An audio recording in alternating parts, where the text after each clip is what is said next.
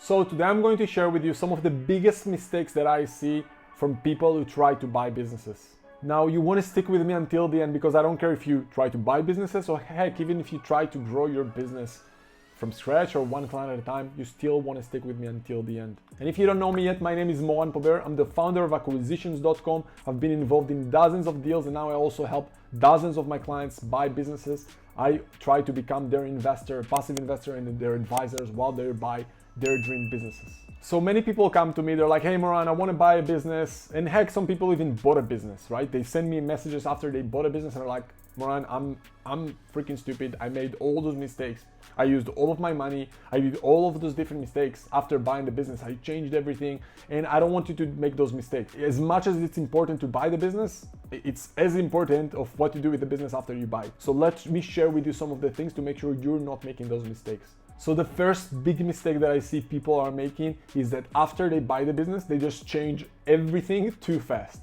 You need to understand, customers, employees, everyone in this world, they love their comfort zone. People don't like changes. So one of the things I tell my clients is that in the first 3 months, don't do anything. Just try to keep things as is. Usually you have a transition period with the owner. So just look at what he's doing, do the same. If you have a manager, make sure that your manager is doing the same. Don't change everything too fast. Think about you right now. If you are subscribed to any service, right? Whatever, if you subscribe to Netflix or Spotify, imagine if tomorrow they told you, hey, we want to double your price and we're not going to have any more movies on Netflix. We're just going to have music on Netflix, right? I'm not saying that people are making that drastic of changes when they're buying businesses, but that's how it feels many times to their employees, to their customers. People don't like changes. Just think about it. You're getting yourself into a business. Sometimes those businesses exist for 20 plus years, right? Especially if you're buying it from a baby boomer. Those employees are used to something. They are getting scared. They're like, what's happening here? Everything is a chaos now, right? Those employees are used to go to work every day and do their same type of work. And now you're changing everything for them. It's becoming a chaos. I saw someone who emailed me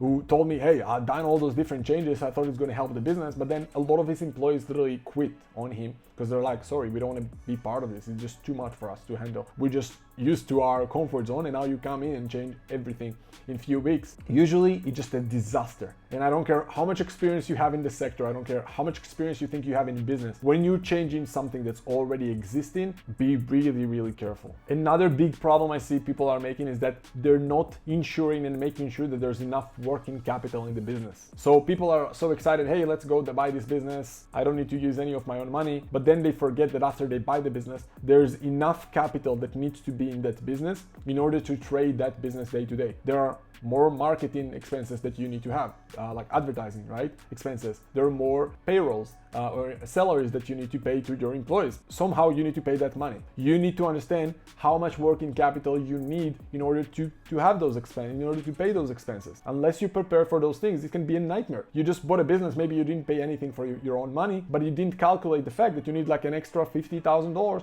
just to trade the day to day of the business. So it's super crucial for you to understand in advance how much working capital you need in order to trade that business. To get even more in depth, you need to understand how cash flow is generated in that business. Unless you understand the process of generating cash flow in that business, you shouldn't be that business owner. People think, hey, I'm going to buy that business and it's all good and someone's going to take care of it. Yes, you can get to that point if you understand how the business even looks like, what's the vision of that business, how the organizational chart look like, what the KPIs of each role, right? You need to understand how we're making money, how a sale is being made in that business. Are there any upsells, downsells? What's going on in that business? Unless you understand that, what's gonna guarantee you the fact that you can even trade that business in 2 months? Maybe you don't have enough money and cash flow that you just need to fire everyone in 2 months. And then maybe you bought a business for no money down, which is great, right? But what you're gonna do next? How can you ensure that you're not gonna have those problems moving forward? And there are obviously a lot of things you can then change to make sure you have a better cash flow, right? Simple things like charging customers up front or having different agreements with suppliers, right? All those different things you can do to help your cash flow situation.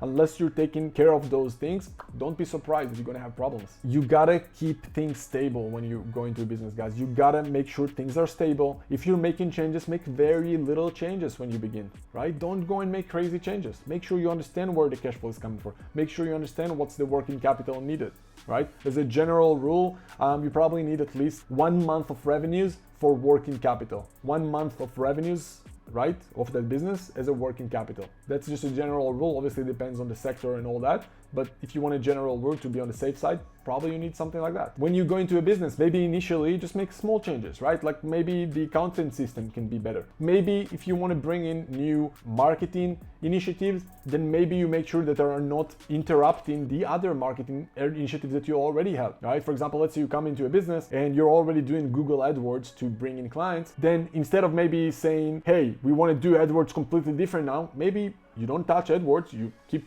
whatever's working, and then maybe you bring an agency if you have enough working capital to help you with Facebook ads, right? Just one example that you should look at and pay attention to. Instead of making everyone go crazy, instead of changing all the procedures of customers. If your sales process looks like something to begin with, don't go and completely change it because you think, hey, I can make everything better. You don't need to think that you're the smartest person all the time, right? The way I look at it is like, don't look at yourself as the smartest person in a room, but also never think that you're less good of anyone. No one is better than me, but I'm not better than anyone else. I'm always try to keep myself in the balance, see where I can help, where people can help me, and always try to lead from the front. But show example, don't go crazy. People have their comfort zones. People are used to something for sometimes 20 plus years in those businesses. Don't get them crazy. Let me know in the comments below, what do you think are some of the biggest mistakes someone can make after they're buying a business? And if you didn't yet, like and subscribe to this channel.